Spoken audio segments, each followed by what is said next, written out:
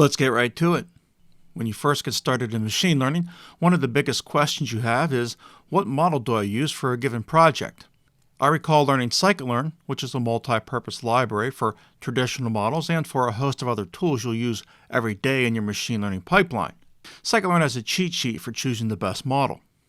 On the cheat sheet, you can see they use the term estimator for model. These terms are just synonyms here.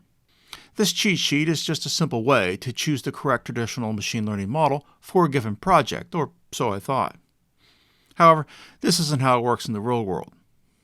Right now, around 99% of all real-world machine learning is done on structured data. For structured data, think of an Excel spreadsheet.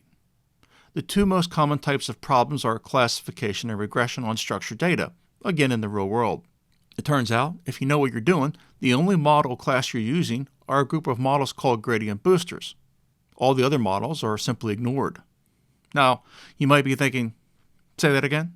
Sure, almost all real-world machine learning is done using one model class, and they're called gradient boosters. The most popular gradient booster is XGBoost.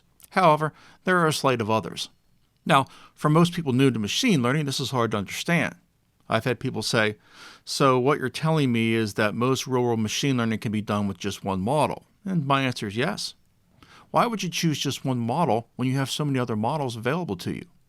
The answer is performance. Nothing beats these models on structured data problems.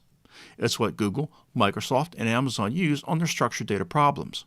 As a matter of fact, Google has a service on GCP called AutoML Tables. It uses gradient boosters under the hood for modeling, and then it uses deep learning to find the parameters to turn and tweak.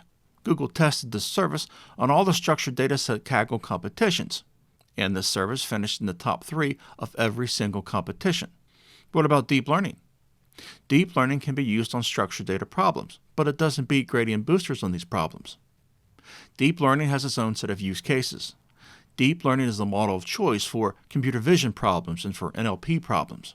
In the real world, you want to use the best model for a given problem. That means model decision is based on performance.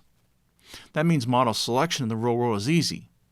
If I'm working with structured data, and the problem is either classification or regression, I'm using gradient boosters. By the way, that's about 99% of all real-world modeling. If my problem is a computer vision problem, or I'm working with NLP, then I'm going to use a deep learning model. Simple as that most of the time. Thanks for watching. Don't forget to like and subscribe, and have a great day.